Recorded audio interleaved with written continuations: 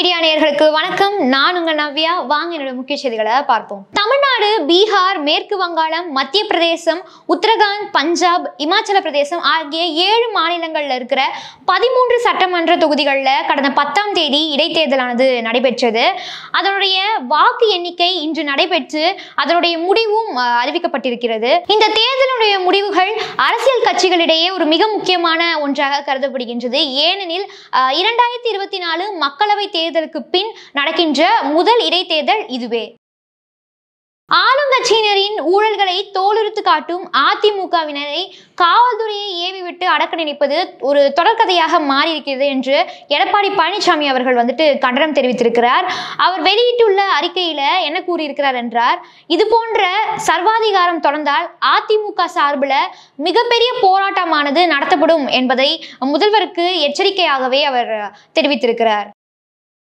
மத்தியில மிகவும் வலுவற்ற கட்சியாக இருக்கின்ற பாஜக தலைமையிலான என்டிஏ கூட்டணி நீடிக்காது என்று வங்காளத்தினுடைய முதல்வர் மம்தா பானர்ஜி அவர்கள் விமர்சனம் செய்திருக்கிறார். சிவசேனா தலைவர் உத்தவ் தாக்கரேவுடன் இணைந்து செய்தியாளர்களை சந்தித்து அவர் மேலும் என்ன கூறியிருக்கிறார் என்றார், தற்போது இருக்கின்ற அரசியல் சூழல் குறித்து ஆலோசனை செய்ததாகவும் கூறியிருக்கின்றார். மேலும் மோடி ஆட்சியினை கண்டு மக்களிடையே ஒரு மிகப்பெரிய அச்சமானது எழுந்திருக்கிறது என்றும் கூறியிருக்கிறார்.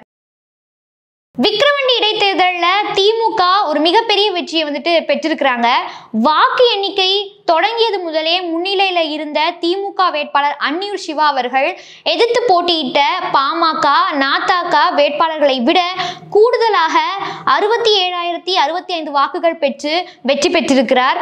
திமுக எம்எல்ஏ புகழேந்தி உயிரிழந்த நிலையில அங்கு இடைத்தேர்தல் நடைபெற்றது. இதுல திமுக 1,23,095 வாக்குகள் பெற்றிருக்கிறாங்க. பாமக 56,030 வாக்குகள் பெற்றிருக்கிறாங்க. அது மட்டுமின்றி நாதக 10,020 வாக்குகள் பெற்றிருக்கிறாங்க. துணை கலெக்டர், உள்துறை கமிஷனர், தீயணைப்பு அலுவலர் போன்ற 90 காலி பணியிடங்களுக்கான முதல்நிலை தேர்வானது இன்று நடைபெற்றது.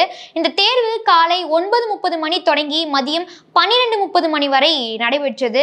அது மட்டுமின்றி சென்னை உட்பட 38 மாவட்டங்கள்ல இந்த தேர்வானது நடைபெற்றது. 797 தேர்வு அறைகள் கொண்டு இந்த தேர்வானது நடத்தப்பெற்றது. மேலும் 2,38,247 பேர் இந்த தேர்வுல போட்டிட்டு இருக்கிறாங்க. விக்கிரவாண்டி இடைத்தேர்தலில் பாமக வேட்பாளரை திமுக வேட்பாளர் 67,000 வாக்குகள் வித்தியாசத்துல வென்றிருக்கிறார். இதனையடுத்து பொள்ளாச்சியில் இருக்கிற திமுகவினர் மாம்பழத்தை சாலையில பிழிந்து வித்தியாசமான முறையில அவர்கள் கொண்டாடி இருக்கிறாங்க. பாமகவினரின் சின்னமான மாம்பழத்தை பிழிந்து அவர்கள் பாமகவை வென்றதை குறிப்பால் உணர்த்தியிருக்கிறாங்க. அதிமுகவின் ஆதரவாளர்கள் திமுகவிற்கு வாக்கு செலுத்தக்கூடாது என்று எடப்பாடி பழனிசாமி அவர்கள் ஏற்கனவே கூறியிருந்த நிலையில தற்போது விக்கிரவாண்டி இடைத்தேர்தலில் அதிமுகவினுடைய வாக்குகள் அனைத்தும் திமுகவிற்கு விழுந்திருப்பதாக விடுதலை சிறுத்தைகள் கட்சியினுடைய தலைவர் திருமாவளவன் அவர்கள் கூறியிருக்கிறார். அது மட்டுமின்றி தமிழகத்துல திமுக கூட்டணியுடைய செல்வாக்கானது நீடித்திருக்கிறது என்றும் கூறியிருக்கிறார். மேலும் எதிர்கட்சியினரின் எதிர்முறையான விமர்சனங்களுக்கு இங்கு ஒரு வேலையே இல்லாமல் அது எடுபடவே இல்லை எனவும் விமர்சனம் செய்திருக்கிறார். சாட்டை துரைமுருகன் கைது செய்யப்பட்டது தொடர்பாக சென்னை பத்திரிகையாளர் மன்றத்தில் நாம் தமிழர் கட்சி தலைவர் சீமான் அவர்கள் பேசியிருக்கிறார். அப்போது திமுகவின் பாட்டு சித்தரித்து வடிவமைத்து வெளியிட்டது அதிமுக தான். அவர்கள் பாடிய பாடல் தான் நாங்களும் பாடினோம். தொடர்ந்து நாம் தமிழருடன் அதிமுக கூட்டணி குறித்து பேசிய அவர், எனக்கு கூட்டணி என்பது கோட்பாடு இல்லை என்று கூறியிருக்கிறார். கொரோனா 2022 முடிவுக்கு வந்ததாக அறிவிப்பானது ஏற்கனவே வந்திருந்தது. இதனால் அரசும் ஊரடங்கு இல்லை என கூறியிருந்தது. மக்களும் முன்ன இருந்தது போலவே வாழ்க்கையை அவர்கள் இயல்பாக வாழ தொடங்கிவிட்டனர். ஆனால் தற்போது இந்தி நடிகர் அக்ஷய்குமாருக்கு கொரோனா தொற்றானது உறுதியாகி இருக்கின்றது. இதனால் மக்களிடையே ஒரு மிகப்பெரிய அச்சமானது எழுந்திருக்கிறது. அது மட்டுமின்றி ஒருவேளை தொற்று பரவினால் மக்களுக்கு அரசு அறிவுறுத்தல்கள் வழங்க வேண்டும் என்ற கோரிக்கையும் எழுந்திருக்கின்றது.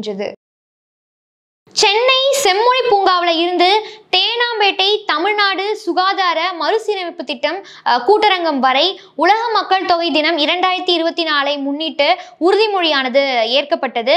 இதில் கலந்து கொண்ட அமைச்சர் மா சுப்பிரமணியன் பேரணியை கொடியசைத்து தொடங்கி வைத்தார். மேலும் இந்நிகழ்வுல பொது சுகாதாரம் மற்றும் நோய் தடுப்பு மருந்துதுறை செல்வ விநாயகம் மற்றும் செவிலிய மாணவர்கள் என பலர் கலந்து கொண்டதாக தகவலானது வெளியாகியுள்ளது. மேலும் இது மாதிரியான அரசியல் தகவல்களையும் செய்திகளையும் தெரிந்து கொள்ள தமிழ் மீடியாவுடன் இணைந்திருங்கள். நன்றி.